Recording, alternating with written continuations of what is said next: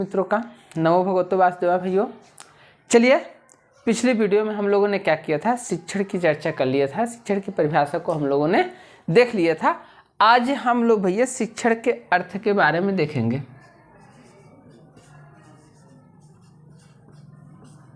शिक्षण का अर्थ, ठीक, शिक्षण का अर्थ। अगर शिक्षण के अर्थ की बात की जाए भैया तो ध्यान दीजिएगा, शिक्षण एक सामाजिक प्रक्रिया है। शिक्षण क्या है? शिक्षण एक सामाजिक प्रक्रिया है।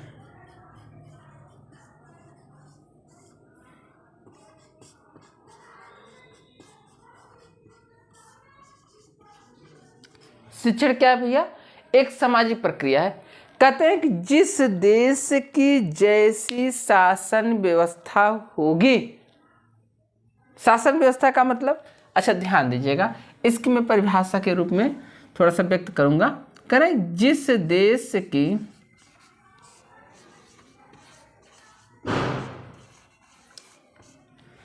ठीक, एक बार सभी लोग, जो लोग भी वीडियो को देख रहे हैं भैया, वो एक बार कमेंट कर लेंगे स्पष्ट आपको दिख रहा है कि नहीं दिख रहा है।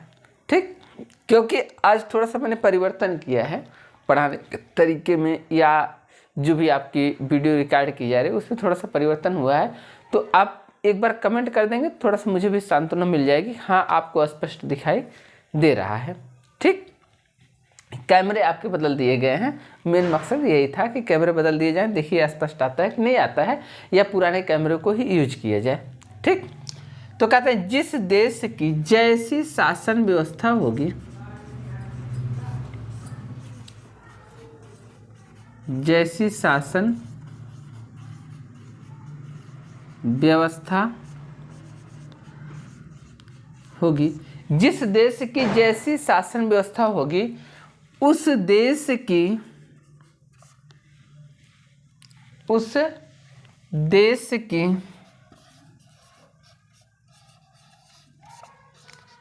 वैसी ही शिक्षण व्यवस्था होगी।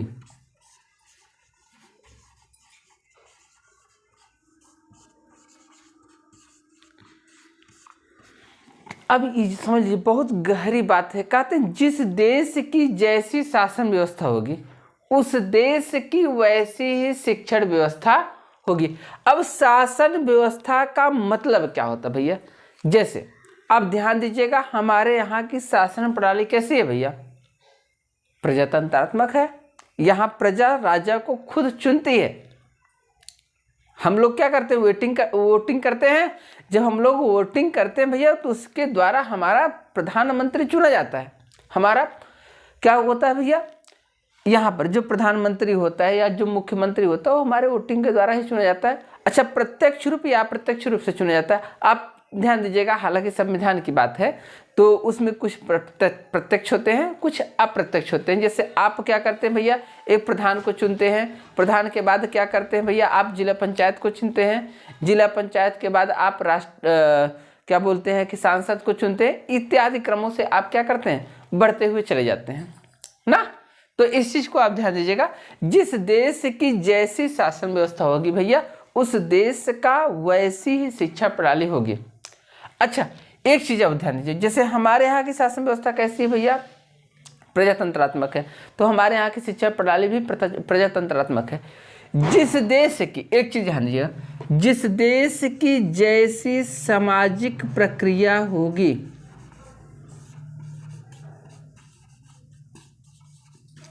केवल शासन व्यवस्था ही नहीं मायने रखती, वहां की सामाजिक प्रणाली भी मायने रखती है। विशेष ध्यान दीजिएगा, यहां से ये क्वेश्चन पूछा जाता है और यही के क्वेश्चन हमेशा फंसते हैं। अगर आप विशेष ध्यान नहीं देंगे तो यहां से क्वेश्चन फंस जाते हैं भैया। ये बहुत महत्वपूर्ण टॉपिक है, इसको आप विशेष ध्यान दीजिएगा। ठीक, अब देखिए, सामाजिक प्रक्रिया भी जैसी होगी वैसी शिक्षण व्यवस्था होगी। जैसे हमारे समाज में क्या होता है भैया, देव पूजा होता है। ध्यान दीजिएगा, हम लोग क्या करते हैं भैया, अगर हमारे यहाँ के बच्चों को पूछेंगे ना, तो वो आपको राम के बारे में बताएगा, कृष्ण के बारे में बताएगा, श्रीमद् भागवत गीता के बारे में बताएगा, इत्यादि सामाजिक चीजों के बारे में बताएगा। ठीक, यही शिक्षण प्रक्रिया आप ध्यान दीजिएगा। अगर आप अमेरिका में चले जाएंगे, वहाँ की शिक्षण प्रक्रिया बदल जाएगी। वहाँ कोई राम सीता और क्या बोलते हैं श्री कृष्ण, इन सब के बारे में कोई नहीं बताएगा। महाभारत वहाँ पर हम नहीं जानते, क्योंकि वहाँ की सामाजिक प्रक्रिया क्या है, दूसरी है। अब यही चीज आप जापान में चले जाएंगे तो उस जापान की सामाजिक प्रक्रिया क्या है, दूसरी है। वहां कोई आपको भैया संविधान के बारे में नहीं बताएगा, राजनीति के बारे में नहीं बताएगा। वहां लोग औद्योगिकीकरण करते हैं। वहां पर आपके यहाँ आपके भारत में भैया 5 साल का बच्चा होगा, क्या बताएगा, भगवान राम और सीता के बारे में बताएगा। अगर जापान में चले जाएंगे, जापान का 5 साल का बच्चा होगा, वो क्या करेगा, आपकी जो ये आप स्मार्ट वॉच पहने हैं ना, इसको खोल के बना के दे देगा। क्यों? क्योंकि वहां पर औद्योगिकरण की प्रक्रिया है। तो वही कहते हैं कि जिस देश का सामाजिक प्रक्रिया जैसी होगी, वहां की शिक्षण व्यवस्था भी वैसी हो। वहां बच्चों को भैया सामाजिकरण के रूप में क्या दिया जाता है, औद्योगिक शिक्षा दी जाती है, औद्योगिक शिक्षा को प्रदान किया जाता है। तो इस चीज को आप ध्यान दीजिएगा। ठीक, वही चाइना में चले जाएंगे तो छोटे मोटे चीजों को क्या किया जाता है भैया, आविष्कार के रूप में दिया जाएगा। यानी सामाजिक प्रक्रिया हो गया, सामाजिक दर्शन हो गया, सामाजिक दर्शन हो गया। यानी सामाजिक दर्शन में जैसे होगा वैसे दिया जाएगा शिक्षा व्यवस्था। फिर कहते हैं औद्योगिकरण हो गया।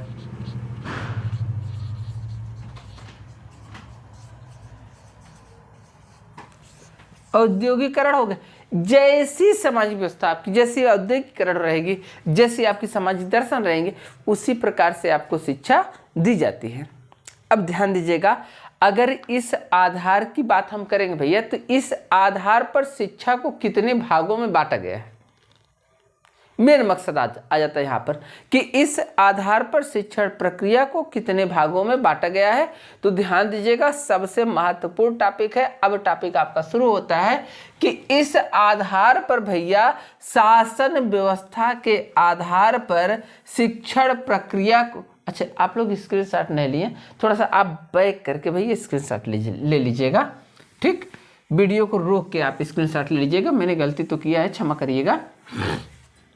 ठीक, अच्छा अब ध्यान दीजिएगा भैया, अगर इस राज्य तंत्र की शिक्षण व्यवस्था को ध्यान में रखा जाए तो इस व्यवस्था के आधार पर शिक्षण प्रक्रिया को कितने भागों में बांटा गया, 3 भागों में।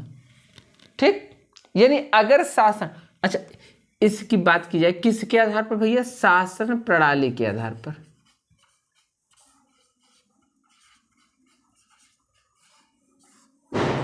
शासन प्रणाली के आधार पर शिक्षण को कितने भागों में बांटा गया, 3 भागों में बांटा गया। कितने भागों में बांटा गया भैया, 3 भागों में। एक होता भैया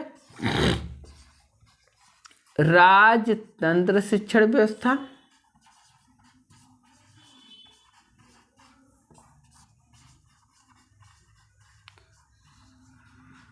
राजतंत्र शिक्षण व्यवस्था। दूसरा होता भैया लोकतंत्र,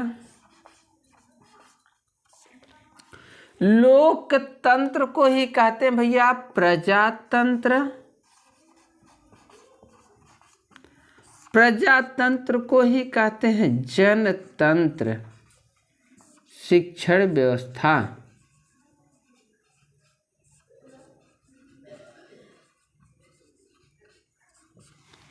जनतंत्र शिक्षण व्यवस्था। और तीसरा होता भैया हस्तक्षेप रहित शिक्षण व्यवस्था।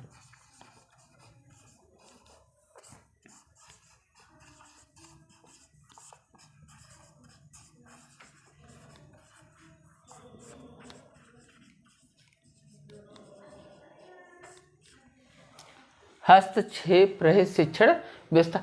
अच्छा एक चीज मुझे समझ में आता, जैसे भैया अब आप लोग जब वीडियो देखते हैं तो कुछ लोग मैसेज, जैसे अब होता क्या है, आपके चैनलों के नाम से मैसेज आता है तो उस सब चीज़ों को हम देखते हैं। जैसे किसी ने भैया क्या बोलते हैं सिलेबस के बारे में पूछा, तो मैंने वहाँ पे भैया रिप्लाई भी किया कि सिलेबस क्या है आपका सही। किसी ने कहा कि मैं प्राइमरी का फॉर्म डाल सकता हूँ कि नहीं डाल सकता हूँ, तो मैंने वहाँ पे भी रिप्लाई किया। आपके एक एक मैसेज का मैं रिप्लाई करता हूँ भैया, ऐसी बात नहीं।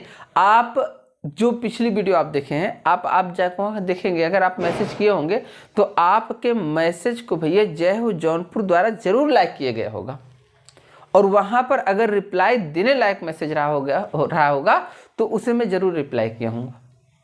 तो इस चीज़ को आप ध्यान दीजिएगा। आप रिप्लाई करते हैं भैया तो थोड़ा सा मेरा भी उत्साहवर्धन होता है, मैं भी ध्यान देता हूँ कि हाँ सब कुछ चीज़ें ठीक ठाक हो रही, तो इसलिए आप रिप्लाई जरूर किया करिए।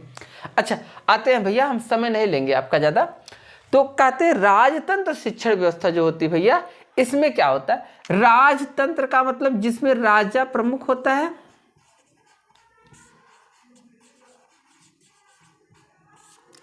केवल आप इसको समझिएगा, ज्यादा से ज्यादा समझने का प्रयास करिए, क्योंकि वहां पर कहते हैं ना पुस्तकास्तु विद्या पर हस्तगतम धनम कार्य काले ना समुत्पन्ने ना सा तद विद्या ना सा तद धनम, यानी पुस्तकों में लिखी गई विद्या और दूसरे के हाथ में दिया गया धन समय आने पर कोई उपलब्ध नहीं होता। ना सा तद विद्या ना सा तद धनम, ना तो वह विद्या काम आती है ना तो वह धन काम आता है।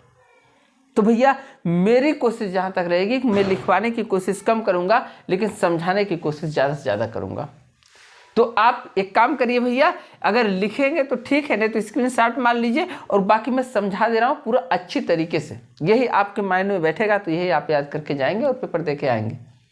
ठीक, अब देखिए राजतंत्र शिक्षण व्यवस्था में क्या होता है। जैसे राजतंत्र में राजा प्रमुख होता है, अब हम यहाँ बात किसकी कर रहे हैं भैया? शिक्षण व्यवस्था की। अगर राजतंत्र शिक्षण व्यवस्था है तो यहाँ का राजा कौन होता है भैया? गुरु। जहां पर गुरु की भूमिका सबसे ज्यादा होती है, गुरु सबसे ज्यादा महत्वपूर्ण होता है भैया।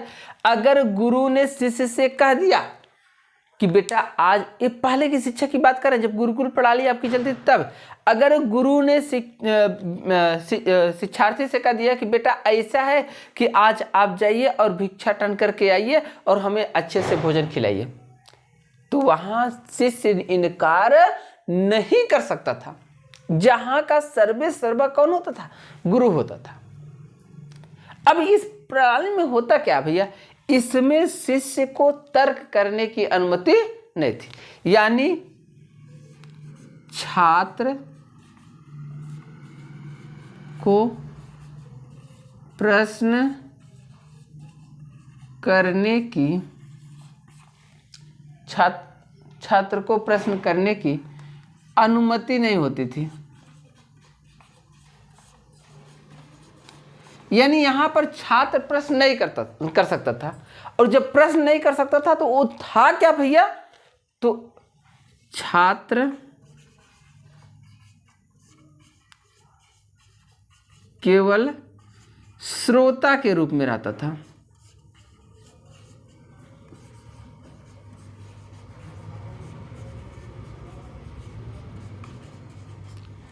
छात्र केवल क्या होता है भैया? श्रोता के रूप में होता है। यहाँ का जो छात्र होता है वह क्या होता है, थोड़ा सा ये जो आपका कैमरा भैया जिससे मैं सामने आता हूँ फोकस ज़्यादा कर देता है। वो कहते हैं ना कैमरामैन फोकस करो सर जी आ रहे हैं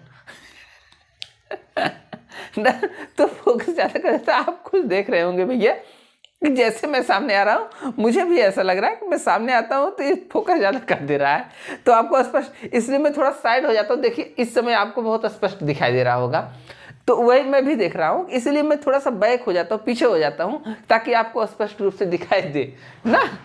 तो अब क्या होता है भैया, इसमें छात्र केवल श्रोता के रूप में होता है। ठीक, अच्छा, जब छात्र श्रोता के रूप में होता है तो भैया एक चीज और ध्यान दीजिएगा, शिक्षक को आदर्श माना जाता है। यहां पर क्या होता है, शिक्षक को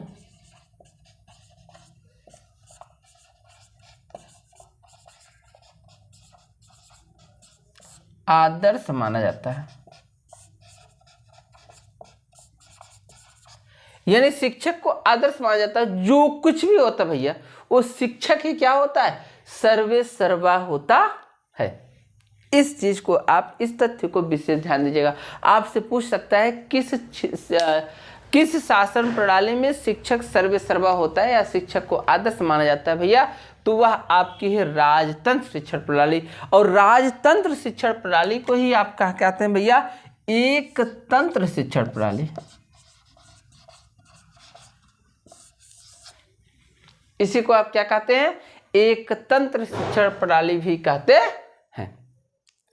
अब ध्यान दीजिएगा भैया, दूसरे की बात हम करते हैं, लोकतंत्र, प्रजातंत्र, जनतंत्र।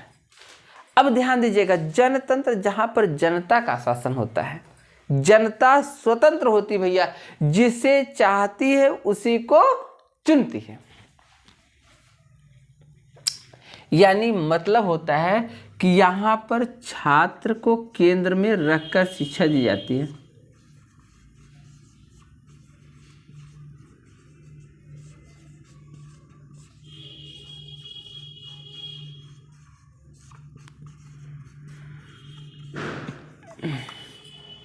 यहां पर छात्र को क्या किया जाता था भैया? केंद्र में रखकर शिक्षा दी जाती थी, यानी छात्र केंद्रीय शिक्षा व्यवस्था होती थी, यानी छात्र को यहाँ केंद्र में रखा जाता था। अच्छा, दूसरी अगर चीज की बात करें भैया, तो इस प्रणाली में क्या होता था भैया? छात्र को यहाँ पर छात्र को प्रश्न करने की अनुमति नहीं थी, और यहाँ क्या करा? छात्र को प्रश्न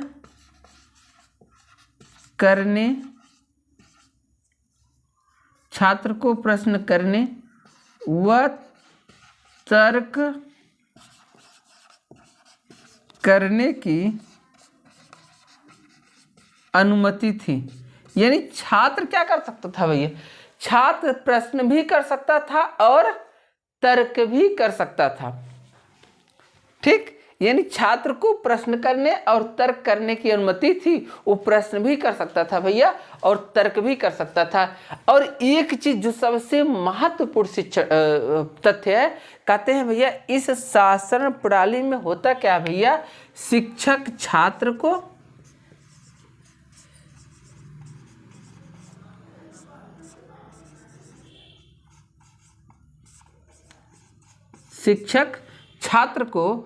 व छात्र शिक्षक को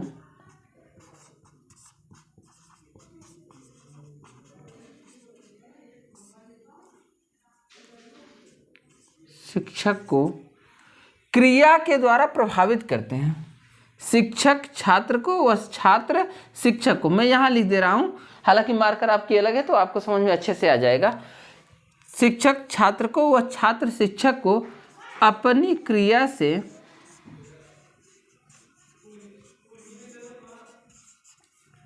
प्रभावित करते हैं।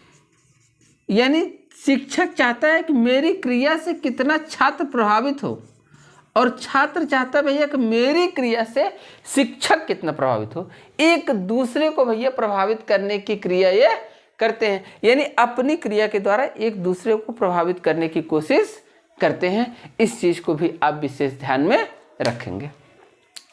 ठीक, अब बात आती भैया, यहां पर छात्र को प्रश्न करने की अनुमति थी। अच्छा, अब बात आती हस्तक्षेप रहित शिक्षण व्यवस्था की। अगर हम हस्तक्षेप रहित शिक्षण व्यवस्था की बात करें भैया, तो ध्यान दीजिएगा, जो हस्तक्षेप रहित शिक्षण व्यवस्था होती भैया, इस शिक्षण प्रणाली में ध्यान दीजिएगा,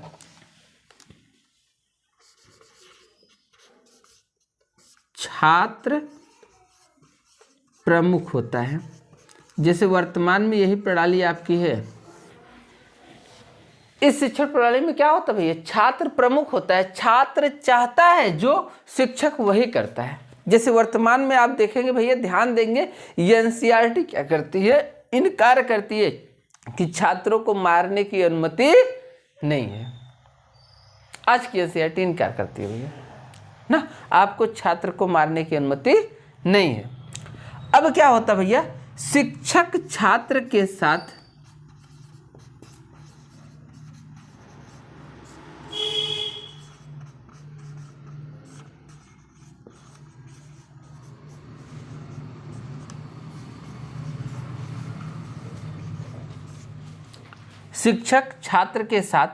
मित्रवत व्यवहार करता है।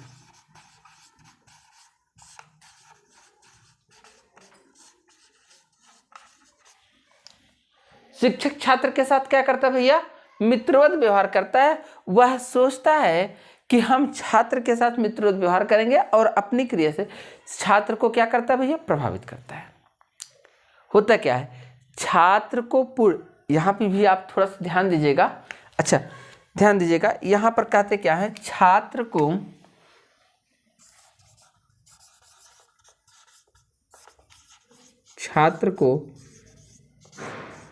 किसी भी क्रिया को करने की पूर्ण अनुमति होती है।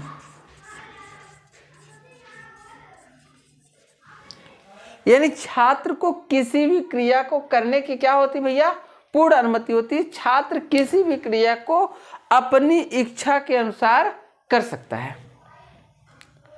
अब अगर छात्र किसी भी क्रिया को अपनी इच्छा के अनुसार कर रहा है भैया, तो उसमें अगर दिक्कत आ गई तो कह रहे हैं भैया, क्रिया में आए हुए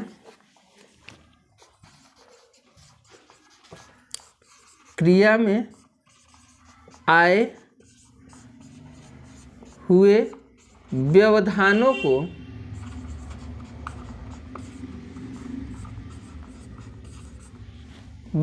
को शिक्षक मित्रवत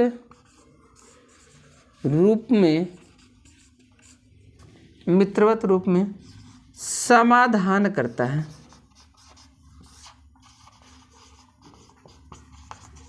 यानी क्रिया में जो भी व्यवधान आता है, शिक्षक क्या करता है भैया, मित्र के रूप में उसका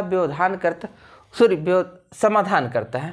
मित्रवत रूप में उसका क्या करता है भैया, समाधान करता है। तो ये आज की रही भैया शासन प्रणाली के आधार पर शिक्षण व्यवस्था। ये बहुत ही महत्वपूर्ण टॉपिक है। इसकी चर्चा, इसका क्वेश्चन आंसर मैं लेके आऊँगा, इसका प्रैक्टिस भी कराऊंगा, क्योंकि यहाँ से आपका 1 नंबर पक्का है भैया। तो इस चीज़ को आप विशेष रूप से पढ़िएगा। और अगर वीडियो अच्छी लगी हो तो लाइक और शेयर जरूर करिएगा भैया।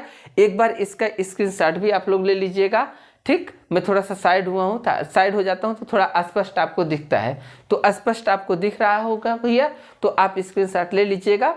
और ध्यान दीजिएगा कि मैं अब अगली बार जब भी आऊँगा, हालांकि ऐसा नहीं कि रोज़ नहीं आऊँगा, रोज़ आऊँगा, तो आप वीडियो को लाइक करके जाएंगे भैया। जब भी मैं प्रैक्टिस सेट करवाने लगूंगा तो इसका 2, 4, 6 क्वेश्चन, ऐसा क्वेश्चन जो आपके पेपर में आ जाए ना, उस क्वेश्चन को मैं लेके आऊँगा, ठीक। तो आपका बस एक कार्य है, गुर्जर चिड़िया के रूप में आप थोड़ा सा लाइक और शेयर करेंगे। और आपके अगल बगल जो भी पढ़ने वाले मित्र हैं भैया, जिनको नहीं पता है कि जय हो जौनपुर पे वीडियो चल रही है और शिक्षण के बेहतरीन क्वेश्चन दिए जा रहे हैं, शिक्षण का बेहतरीन पेडागॉजी दिया जा रहा है, इस सब चीज़ों का हिंदी का अच्छा सा वीडियो चल रहा है। और आने वाले समय में भैया मैं आपके लिए मैराथन लेके आने वाला हूँ, सभी सब्जेक्टों का लेके आने वाला हूँ और ट्रिक भी बताऊँगा। तो इन सब चीज़ों का आप सोच थोड़ा सा करें, ताकि आप भी आगे बढ़ सकें और मैं भी आगे बढ़ सकूँ। बाकी सभी लोगों को ढेर सारी शुभकामनाएँ, बधाइयाँ। नमो भगवते वासुदेवाय। धन्यवाद भैया।